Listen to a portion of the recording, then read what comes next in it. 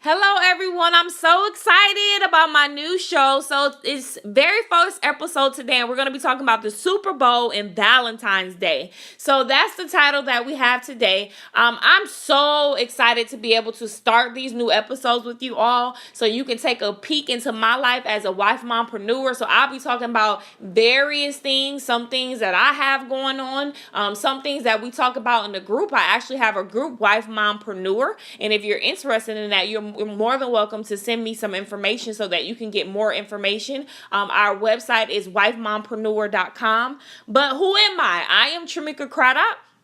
I am first and foremost a wife mompreneur, but I am a certified business and relationship coach, as well as I own my own event planning company, Prestigious Events by Tramika Craddock. So I'm a wife. I've been with my husband for 10 years. I am a mother of 3, and then those are my businesses that I have, coaching as well as planning. So you can call me your planning queen. I literally plan everything. I love planning. Even when it comes to events, the decorating and making it look nice is really, really good, but I love the planning process. My husband is what you would call me notes and bolts. So the reason why he says that is because somebody can come to me with this lavish grand plan, or it can be something small and simple, as such as I'm going to do school shopping on this particular day, or it can be like a grand wedding, or, just anything, something small or something out of the box. And what I do is I immediately, for some reason, my mind just works like that.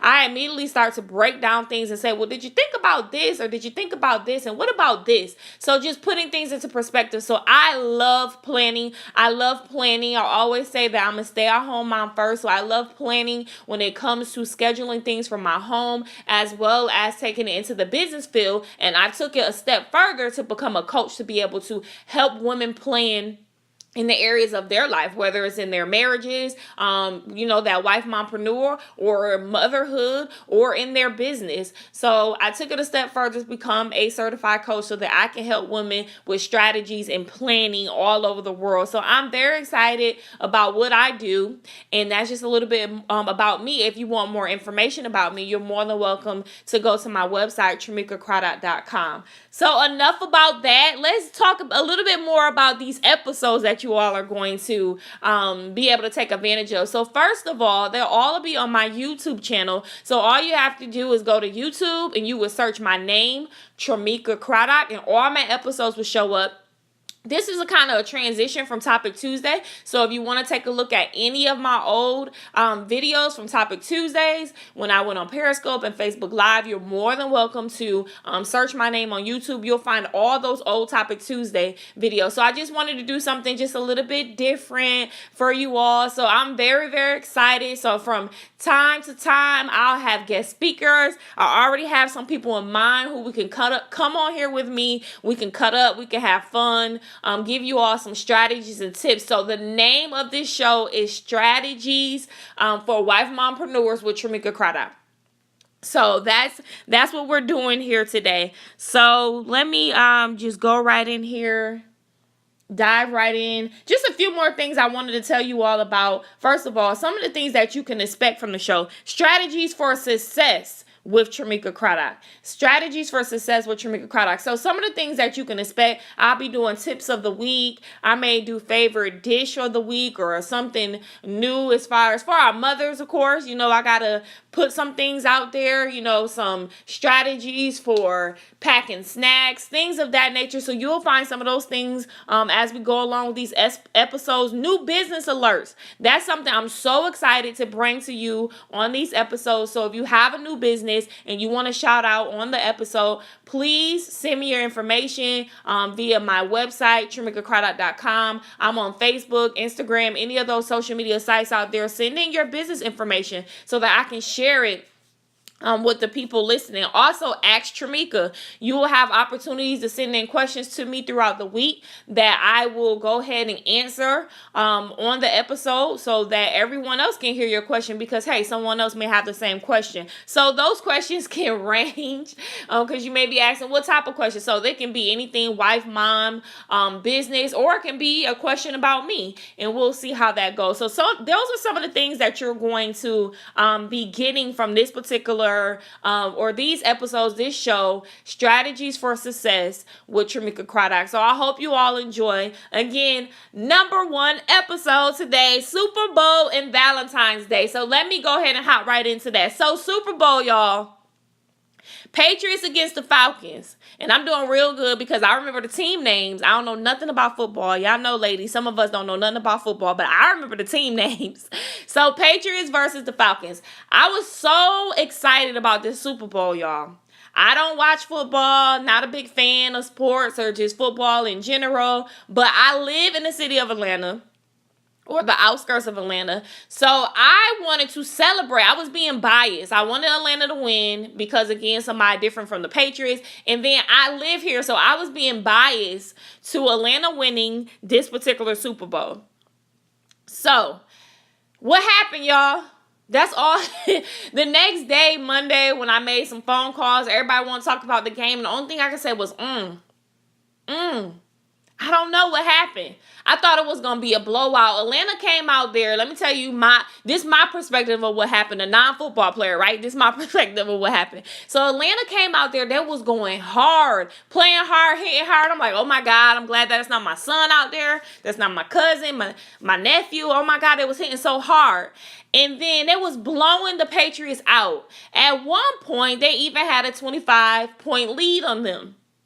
And then for whatever reason, in that fourth quarter, Patriots were able to come back and they was able to beat Atlanta. What happened, y'all? And I feel so bad for the Atlanta fans because a lot of people was really, really sad. People are really sad today. This one woman told me that she was so sad to the point where she was literally heartbroken. Another person told me they literally got sick. Another person couldn't even go to work the next day. So these Atlanta fans were so sad, and I never, ever want to listen to sports radio, but I purposely turned on sports radio on Monday morning because I wanted to see how they were going to react, and oh my God, they were so salty. The host of the show was so salty, and I was just laughing. But I guess it's not really funny. The memes. Oh, my God, the memes, y'all. So I guess it's not really funny because people are diehard fans, and they were really sad behind them losing. So this is what I would say to Atlanta fans. If you come this far, that's really, really good. That's really, really good that you come this far, and you just have to try again next year. There's always another chance, another opportunity. So I hope that encourages some of my Falcon fans. Hopefully, because I am based out of Atlanta, hopefully a lot of people are not still sad today and they kind of got over it. But I don't know. I'm not a big fan of anything in particular, so I really don't know exactly how you all feel, but I feel so bad for you. But just know that there's next year. So go ahead and buy your season ticket so you can be there rooting them on. Go ahead and plan out everything. Here I am, the planner, plan out the next season, because from my understanding, opening day, whatever that is, starts in less than 60 days. So you have another opportunity in less than 60 days. I think my husband said that's when they start practicing again, which is crazy. They only get 2 months off. But my response to that is all the money they get paid. I guess they got to do it. So anyways, Falcon fans, be encouraged. You always have next year, 2018. So try to come back and win the Super Bowl today. So one of the things that I'm going to be talking about on the show is the lesson in this. That's going to be one of the titles, the lesson in this. So behind the Super Bowl, what I want to say, the lesson in this is they started so strong. They was excited. They had the momentum. They came out there. They went hard because it was new. They hadn't been there, I guess, in years or however long. It was something new. They had a good season. Everything was working in their favor. Everything was looking like it was going to work out for their good. So they started strong. But then when they seen things to start working out, and this is my perspective. When they seen things working out for their good and they thought that, hey, I got this. This is a wrap. I got this. Unfortunately, they did it a little bit too early. So the lesson in this is when we go through life, what we have to do is strong as we start, y'all, that's how we have to finish. I don't care what it is. I don't care if it's your relationship, your marriage that you've been in for 1 year, 2 years, 5 years. What did you do when you were dating to start strong that you need to consistently do over the course of the years in your marriage? And hey, I'm talking to myself too. I don't care if you've been married for 20 and 30 years. What are some of those things that boo liked in the beginning that you need to finish strong with and continue and consistently do throughout the entire game or throughout the entire relationship? Even with mothers, we started out when they was in our belly, letting them listen to gospel songs and reading to them. And, sometimes we get another one and another one. I got 3 kids. And then life happens. Things get piled on top of that. So some of the things that we started, even with our firstborn, or when they were just a small infant or even a toddler, we kind of waver away from them things. The lesson in this is how we start. The strong start that we have, we must finish strong, and we must remain consistent throughout, even in business. Don't waver, y'all. You were so excited to write down the business plan, to present it before the people. Even if you got a business loan or you got grants, whatever it is, you were so excited. You had this home where you were going to take care of elderly people. You decorated the whole house. And now it's nice. And then now you kind of sat back like, hey, I got it together. We never have it perfect. The same way we start strong, we must finish strong. We must stay consistent and ride that thing all the way out. So that's my lesson in this for today with the Super Bowl. I hope that helps somebody with something that you may be going through. Think about something now that you may be going through in your life. How do you need to finish strong? How do you need to finish how you originally started the thing? Is the lesson in this for today.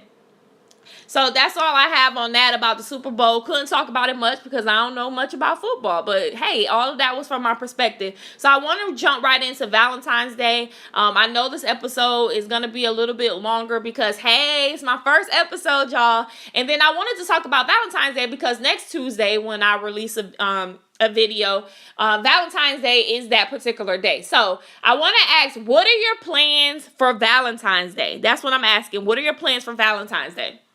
So what I did was I came up with 7 unique or different day ideals.